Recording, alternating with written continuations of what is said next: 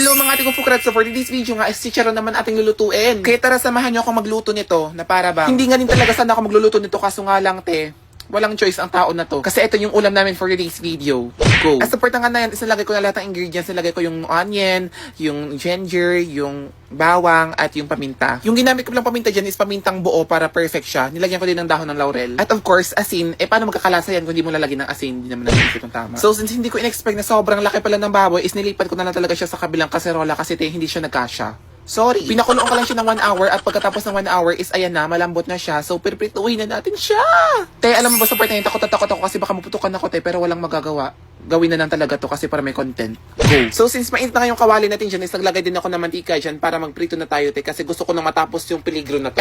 Yung sakripisyo na to, kasi baka maputukan talaga yung tao na to na barabang. So, ayun na nga sa part na yun, is pinot ko na yung pork sa kawali kahit hindi pa mainit yung kawali, pero okay lang yan, kasi iinitin siya. Tsaka gusto ko kasing lutuin siya sa medium heat lang kasi para hindi siya putok ng putok, kasi masakit pag natamaan ka niyan. Anyways, dalawang fry pala yung ginawa ko dito. Fry ko siya nung una, tapos in-rest ko siya, tapos nag-fry ulit ako. Kasi ganun yung nakita ko sa tutorial, huwag ka nang magreklamo dyan. So, pagkatapos nga yan, isinangon ko na siya sa kahirapan kasi alam ko nang hirap na hirap na siya. So, go. Pagkatapos nga yan, isang plating lang ako at mag-e-et na yung tao na to.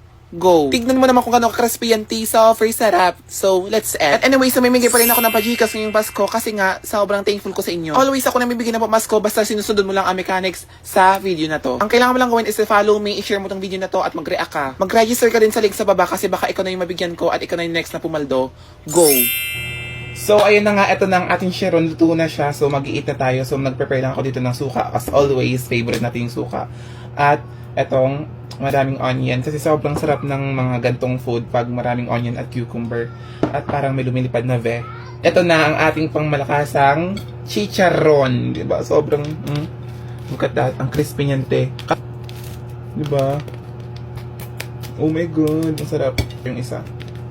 Siyempre, hindi ko naman maubos. So, i-share natin ito, diba? So, gagawa na tayo ng suka. So, maglalagay tayo ng ating sibuyas. And then, madaming cucumber. Wait lang. Wait. My God, ang sarap. Ito na siya. Ang ating sauce. Oh my God, tikman na natin. Crispy. Oh my gosh. Perfect. Sausaw sa suka. Yan siya.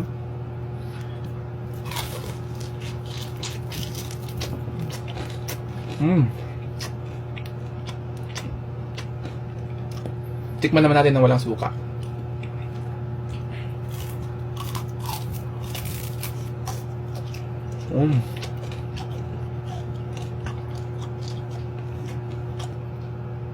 Oh my gosh, thank you Lord.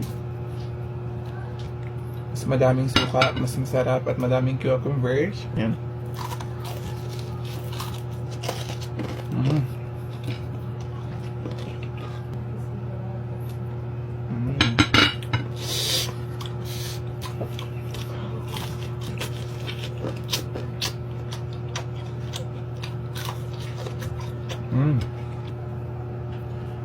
Sobrang daming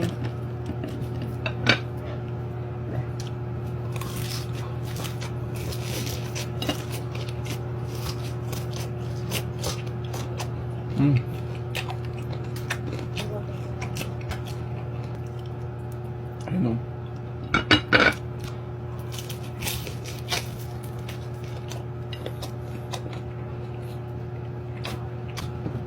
Sobrang busog na ako. So, inom tayo ng Cokes kasi sobrang perfect. Masarap.